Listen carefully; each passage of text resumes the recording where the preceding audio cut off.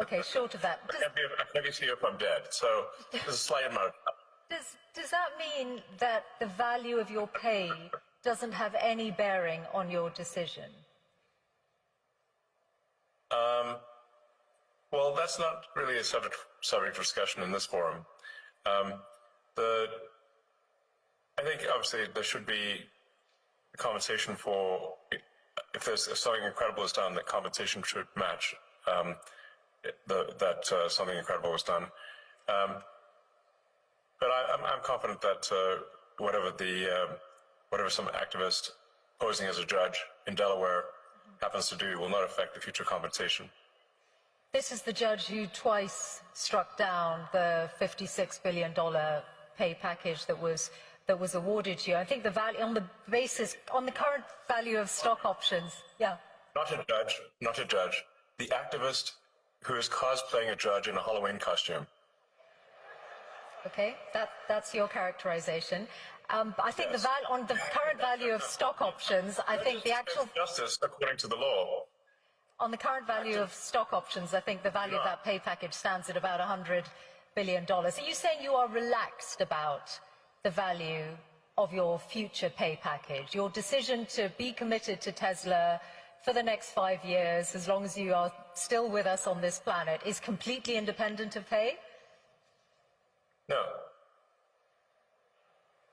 It's not independent. So pay is a relevant factor then to your commitment to Tesla? A sufficient voting control such that I cannot be ousted by activist investors is what matters to me. And I've said this publicly many times. But let's not have this whole thing be a discussion of my alleged pay. It's not a money thing. It's a reasonable control thing over the future of the company, especially if we're building millions, potentially billions of humanoid robots. I can't be sitting there and one day get tossed out by, for political reasons, by activists. That would be unacceptable. That's all that matters. Now let's move on. Okay. Well, just one question. Now let's move on. Well, one question before we move on to other companies, which is that I wonder if some of what has happened to Tesla in the last few months, did you take it personally? Yes. And did it make you regret any of, or think twice about your political endeavors?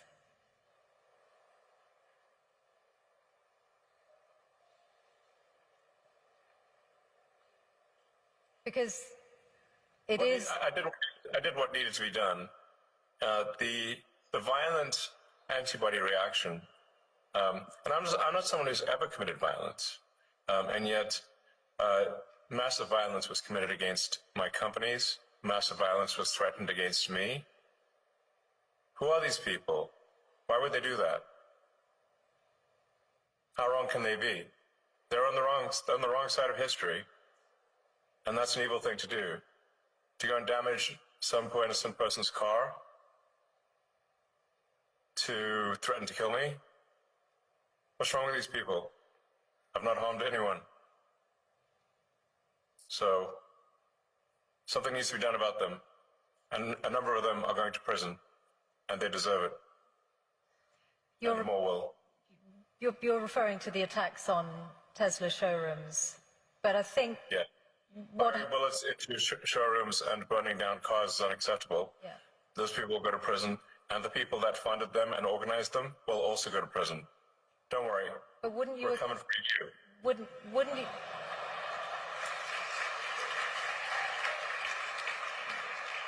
But wouldn't you acknowledge that some of the people who turned against Tesla in Europe were upset at your politics, and very few of them would have been violent in any way. They just objected to what they saw you say or do politically.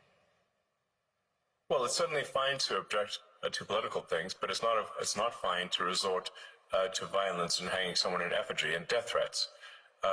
That's obviously not okay. That's absurd. That is in no way justifiable at all, in any way, shape, or form. And some of the legacy media nonetheless have sought to justify it, which is unconscionable. Shame on them. Let's talk about your other companies then and other business areas, SpaceX. I saw that you said in a speech at the West Point Military Academy recently that the future of warfare is AI and drones. And obviously defense is an increasingly booming sector with the state of the world at the moment. Do you see SpaceX moving into weaponized drones?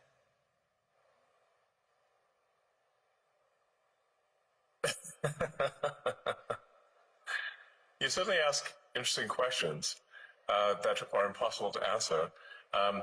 SpaceX is it's the space launch leader. So SpaceX doesn't do drones. SpaceX builds rockets, satellites, and internet terminals. So SpaceX has a very dominant position in space launch. So of the mass launch to orbit this year, SpaceX will probably do 90%. China will do the half of the remaining amount, so 5%, and the rest of the world, including the rest of the U.S., will do about 5%. So SpaceX will do about 10 times as much as the rest of the world combined, or 20 times as much as China, and China is doing actually a very impressive job. The reason for this is that we're putting into orbit the largest satellite constellation the world has ever seen by far. So I think at this point, about maybe approaching 80% of all active satellites in orbit are SpaceX. And they're providing high bandwidth global connectivity throughout the world. In fact, this connection is on the SpaceX connection. So I think this is a very good thing because it means that we can provide low-cost, high-bandwidth internet to parts of the world that don't have it or where it's very expensive. And I think the single biggest thing you can do to lift people out of poverty and help them is giving them an internet connection. Because once you have the internet connection, you can learn anything for free on the internet, and you can also sell your goods and services to the global market. Once you have knowledge by the internet and the ability to engage in commerce, that this is going to greatly improve quality of life for people throughout the world, and it has. And I'd just like to thank anyone in the audience who may have been helpful in, with Starlink and getting it to approved in their country. And I think it's doing a lot of good in the countries that have approved it, which is, I think at this point, 130 countries are very happy with it.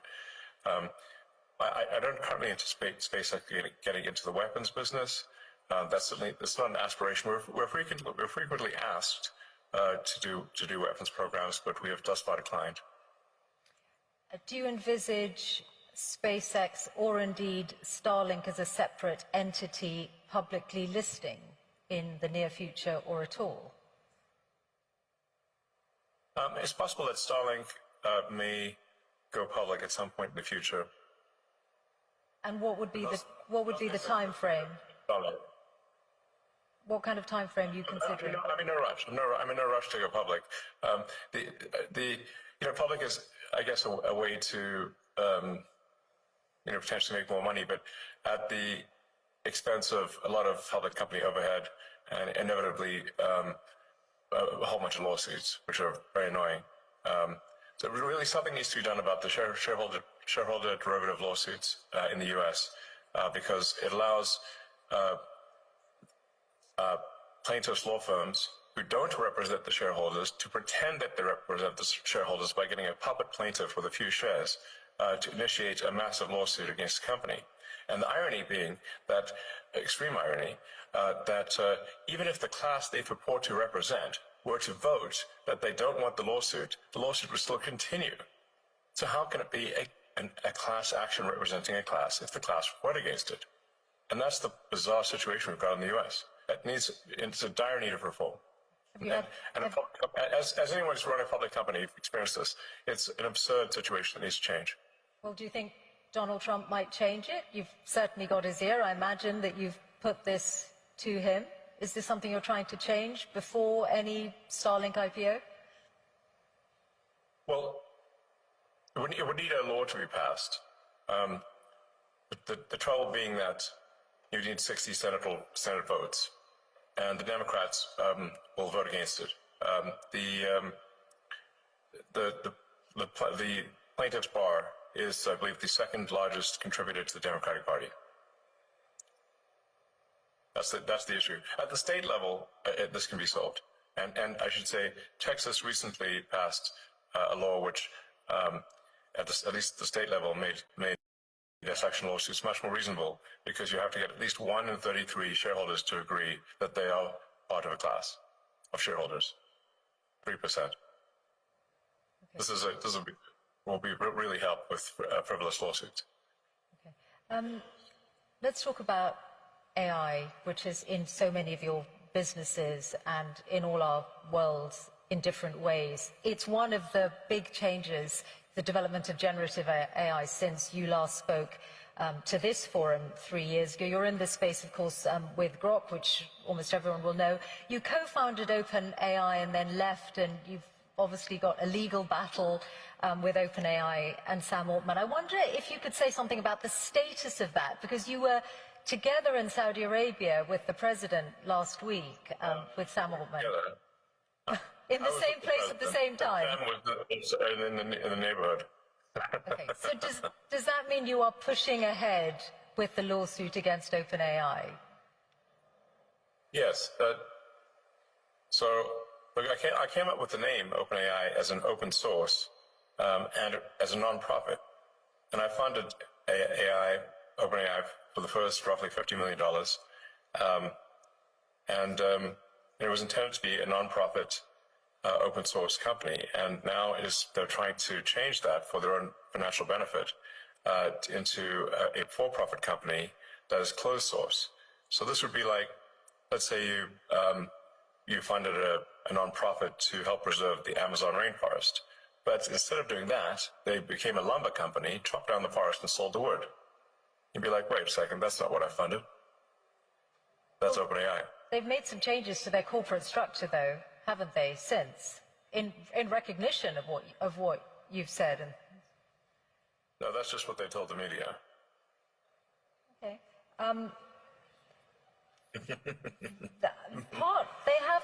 They have partly walked back their plan to restructure the business. I guess that's made no difference to how you feel about it. So you're determined to see them in court? Of course.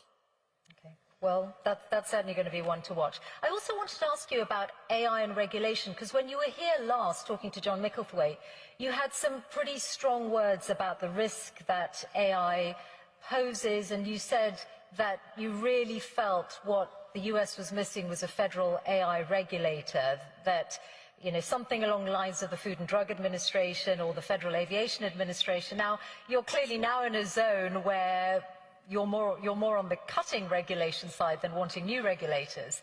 So has your view changed on the need for an AI regulator? Well, it's not that I don't think there should be regulators. You can think of regulators like referees on the field in sports. There should be some number of referees, but you shouldn't have so many referees that you can't kick the ball without hitting one. In most fields in the U.S., the regulatory burden has grown over time to the point where it's like having more referees than players on the field. And this is a natural consequence of an extended period of prosperity. It's very important to appreciate this. This has happened throughout history. When you have an extended period of prosperity with no existential war, there's no cleansing function for unnecessary laws and regulations. So what happens is that every year more laws and more regulations are passed because legislators are going to legislate, regulators are going to regulate, and you will get the steady pile of more and more laws and regulations over time until everything is illegal. And let me give you an example of a truly absurd situation. Under the Biden administration, SpaceX was sued for not hiring asylum seekers in the U.S. Now, the problem is it's actually illegal for SpaceX under ITAR, International Traffic in Arms Regulations, to hire anyone who is not a permanent resident of the United States, because the premise being that they will take advanced rocket technology and return to their home country if they're not a permanent resident. So we're simultaneously in a situation where it is illegal to hire asylum seekers, and it is also illegal to hire asylum seekers. And the Biden's Department of Justice chose to prosecute us despite both paths being illegal. Damned if you do, damned if you don't. But my question was specifically about a regulator for AI, which you said 3 years ago was needed, and you said we need to be proactive on the regulation of AI rather than reactive. Have you changed your mind on that? No, of course not. No, of course not. What I'm saying is that there should be some referees on the field, a few referees, but you shouldn't have a field jam-packed with referees such that you could not kick a ball in any direction without hitting one. So the fields that have been around for a long time, such as automotive, so aerospace, the sort of food and drug industries, are over-regulated, but the new fields, like artificial intelligence, are under-regulated. In fact, there is no regulator at all. So there should be. Do you still think that? Yes, I'm simply saying, which I think is just basic common sense, that you want to have at least you want to have a few referees in the field. You don't want to have an army of referees, but you want to have a few referees on any given field, in any given sport, or even any given arena, industrial arena, to ensure that public safety is taken care of. But you don't want to have so there's a proper number of referees. Like I said, it's actually very easy to visualize this when compared to sports. If the whole field is packed with referees, that would look absurd. But if there were no referees at all, your game's not going to be as good. Okay, so let's then talk about your new world, your role advising government. You are in this unique and unprecedented position of having billions of dollars worth of contracts with the federal government yourself, mostly through SpaceX, and also now an insider's knowledge of it because of Doge. Can you see that there is a conflict of interest or a potential conflict of interest in broad terms just through that very fact? I don't think so, actually. There have been many advisors throughout history in the U.S. government and others who have had economic interests. And I'm simply an advisor. I don't have formal power. And that's it. The president can choose to accept my advice or not. And that's how it goes.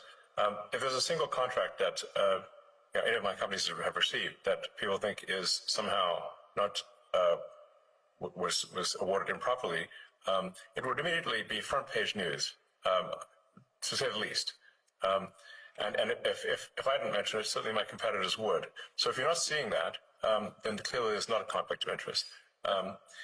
There's another way, though, to look at it, that, for example, you have many competitors, whether it's companies like Boeing or companies who would like to do more of the kind of work you do for NASA, Blue Origin, Rocket Lab, and because Doge is in every federal government department, you or people who work for Doge, and you are the driving force behind it, have an insight into those companies' affairs and those companies' relationships with the federal government.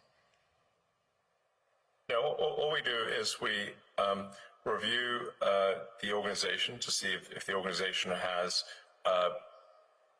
departments that are no longer relevant, and then are the contracts that are being awarded good value for money? In fact, frankly, the bar is not particularly high. Is there any value for money in a contract? And if there isn't, then we make recommendations to the secretary.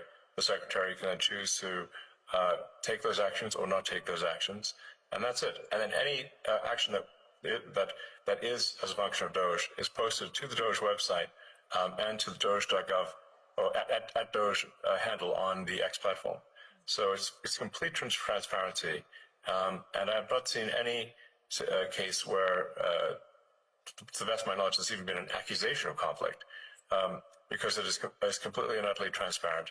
Okay. That's it. And what about the international dimension? Now, let's think about Starlink. Starlink is obviously a very, very good internet service. It's sought after all over the world. It's critical to the front line in Ukraine.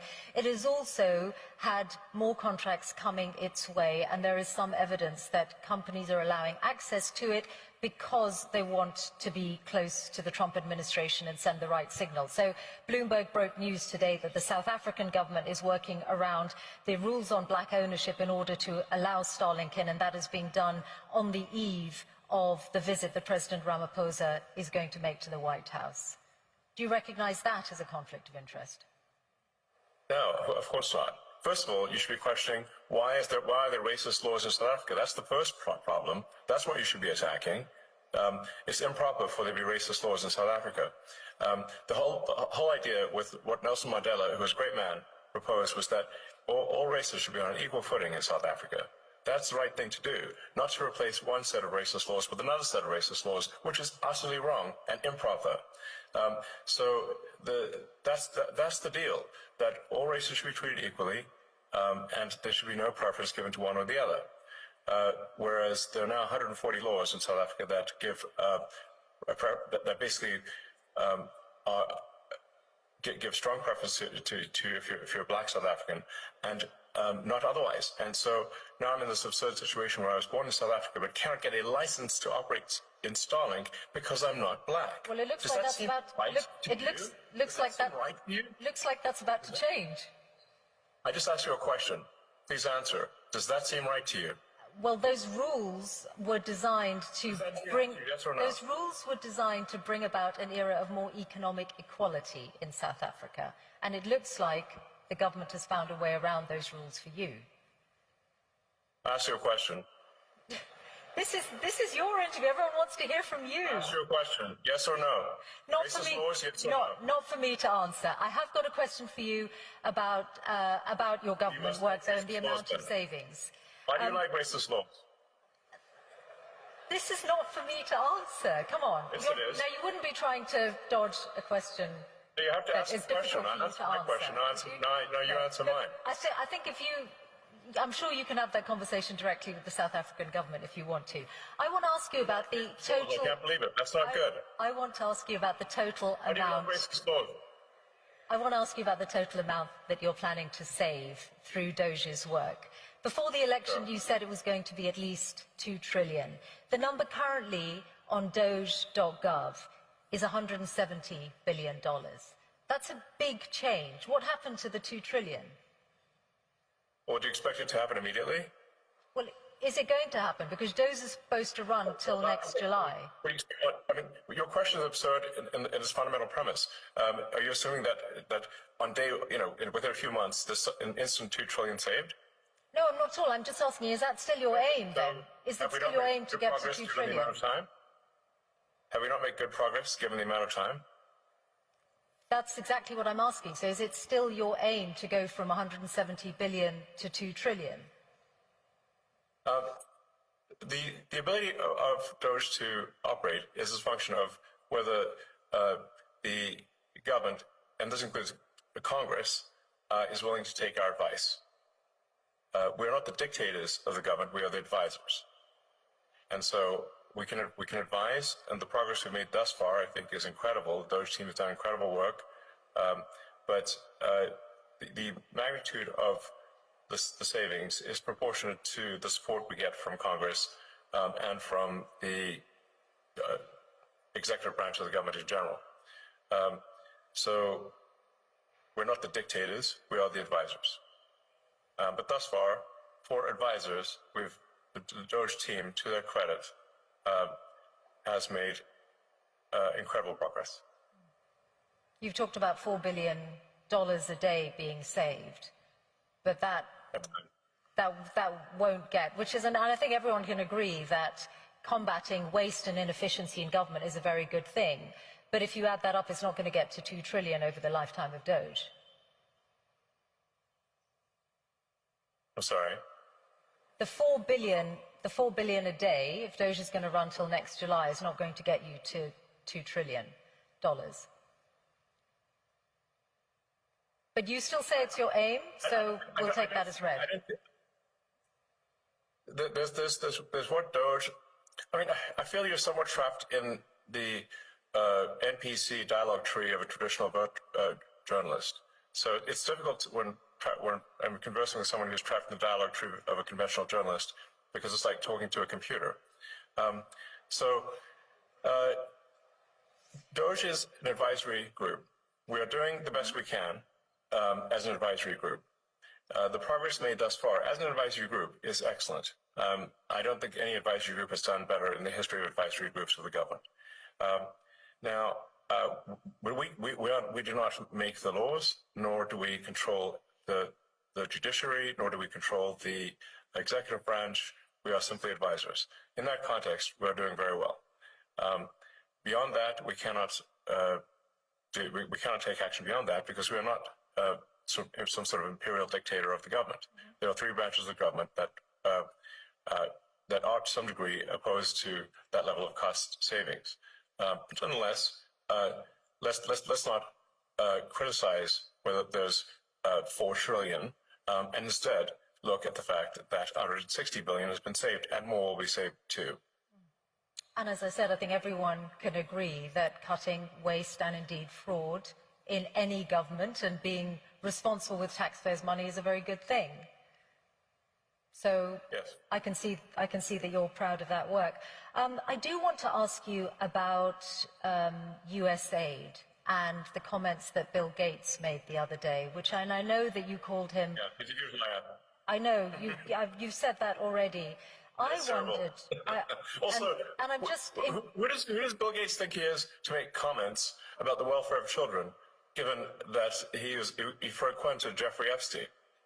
Okay, well, he said he regrets those, and he spent a lot of his own money on philanthropy around the world over the years. My question to you is: have you looked at the data to check if he might be right that the cuts to USAID might cost millions of lives?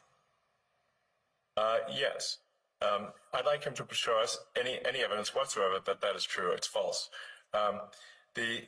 What we found with USAID cuts, and by the way, they haven't all been cut. The parts of USAID that were found to be even slightly useful were transferred to the State Department. So they've not been deleted. They've simply been transferred to the State Department.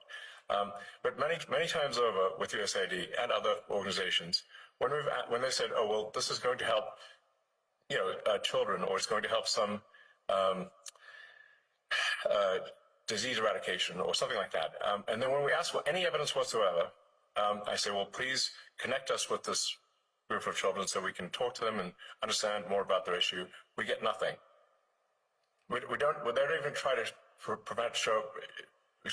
come up with a show orphan, meaning like it's sort of like, well, can we at least see a few kids? Like, where are they? If they're in trouble, we'd like to talk to them and talk to their caregivers. Okay, well, and then we get nothing as a response because what we find is an enormous amount of fraud and graft. Okay, let me put this example to you. Very little of it actually gets to the kids, if anything at all. Okay, let me put this example to you, because you grew up in South Africa, so you'll know the impact of HIV/AIDS well. And this is why I asked about the data. The US led on international efforts to combat HIV/AIDS treatment, prevention, and there's an initiative called PEPFAR, which is credited with saving 26 million lives in the last 20 years. It was part of the foreign aid freeze, then there was a limited waiver. Its services are disrupted, and UN aid says if permanently discontinued, there will be another 4 million AIDS-related deaths